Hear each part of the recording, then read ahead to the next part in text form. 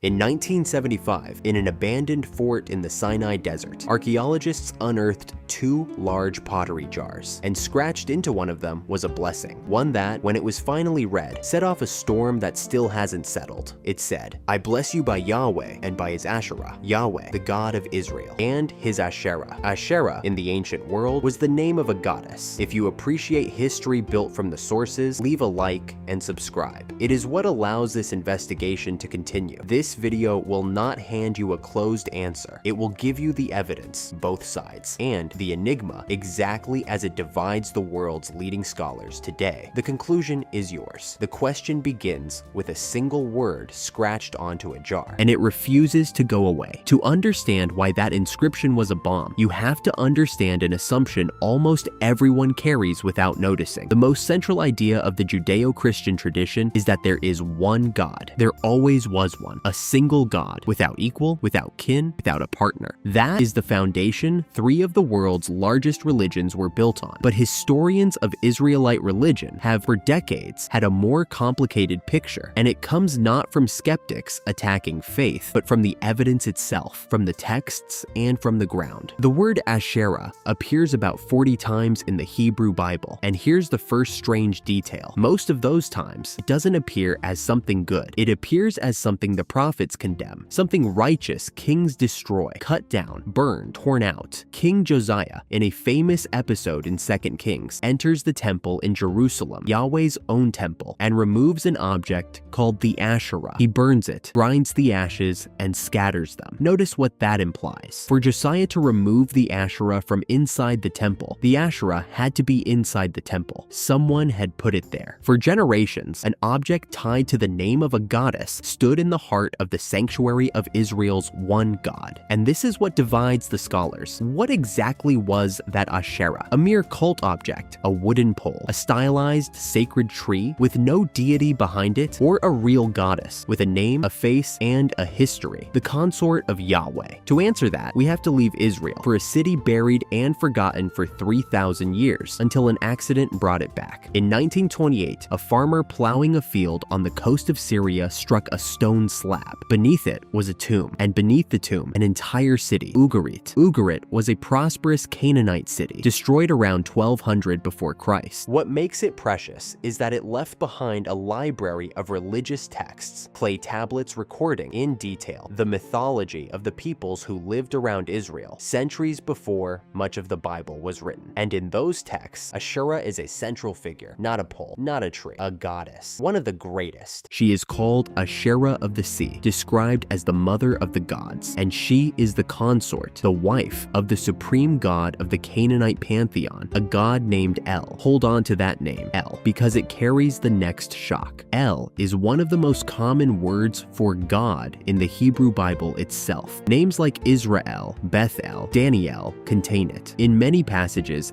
El and Yahweh are treated as the same God, and there is serious scholarly debate over whether, in the oldest origins of Israelite religion, El, the supreme Canaanite god, the husband of Asherah, was gradually merged with or identified as Yahweh. Now assemble the pieces. In Ugarit, centuries earlier, the goddess Asherah is the wife of the supreme god El. In the Bible, an object called Asherah stands inside Yahweh's temple and must be violently removed. And on a jar in the desert, someone writes Yahweh and his Asherah. What was happening there? And here the mystery, instead of closing, opens. Because that desert inscription was not alone. The site is called Kuntillet Ajrud, a kind of way station in the northern Sinai, used around the 8th century before Christ. And there wasn't one inscription. There were several, repeating the same blessing formula, by Yahweh and by his Asherah, by Yahweh of Samaria and by his Asherah, by Yahweh of Teman and by his Asherah. It wasn't one person's isolated slip. It was a formula, a common way for those people to invoke a blessing, placing Yahweh and Asherah side by side as a pair. And there is a second site, at Khirbet el-Qom in the hills of Judea. A similar inscription joined Yahweh and his Asherah in a blessing. Stop and consider where that puts us. This is not a foreign people worshiping foreign gods. These are people who worshipped Yahweh, the God of Israel, and who, when they asked for a blessing, also invoked his Asherah. In the very heart of Israelite religion, inscription, beside the most sacred name, appears the name of a goddess. And it is here, precisely here, that the world's leading scholars split. Because the inscription, explosive as it is, contains an ambiguity no one can eliminate. And that ambiguity lives in a single letter. The whole controversy turns on one grammatical detail that seems minuscule, but decides everything.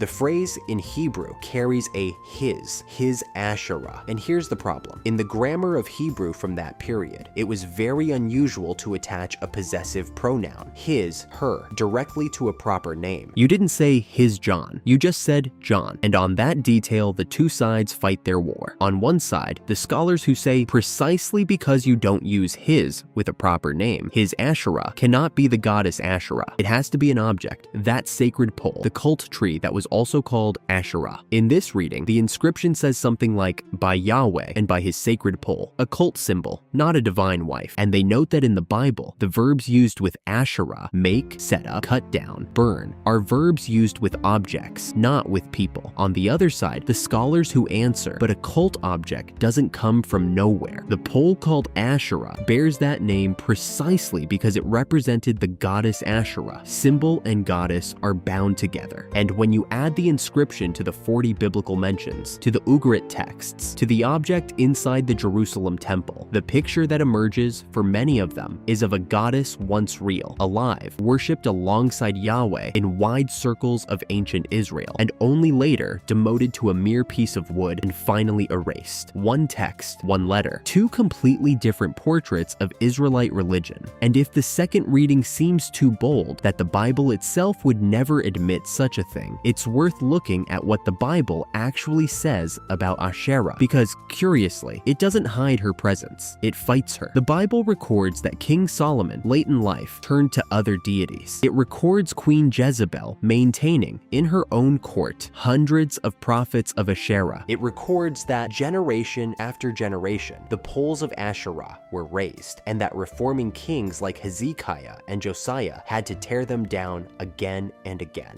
And here is a detail many scholars find revealing. If Asherah were only an occasional slip, an unimportant foreign contamination, why would the texts need to attack her so forcefully, so many times, across so many centuries? You don't wage a war like that against something that isn't there. The intensity and repetition of the fight suggest, to these scholars, that there was something large to be fought, something rooted, something inside the house, not outside it. In this reading, the Bible isn't recording Israel's original purity, threatened from outside. It's recording a long, difficult transformation, the passage from a religion that in many circles included a goddess beside Yahweh to the strictly one God religion we know today. And the erasure of Asherah wasn't the starting point, it was the final conquest. But, and honesty demands this but, none of it is conclusive proof. Every piece can be read another way. The biblical mentions may indeed refer only to the wooden object. The desert inscription may be imprecise popular language, not official doctrine. The Ugarit texts belong to another people and to earlier centuries. No single fragment settles the question. It's only when you stack them that the unease begins. So, did God have a wife? There will be no closed answer here, not out of evasion, but because honestly, no one possesses one. The desert inscriptions are real. The goddess Asherah, wife of El at Ugarit,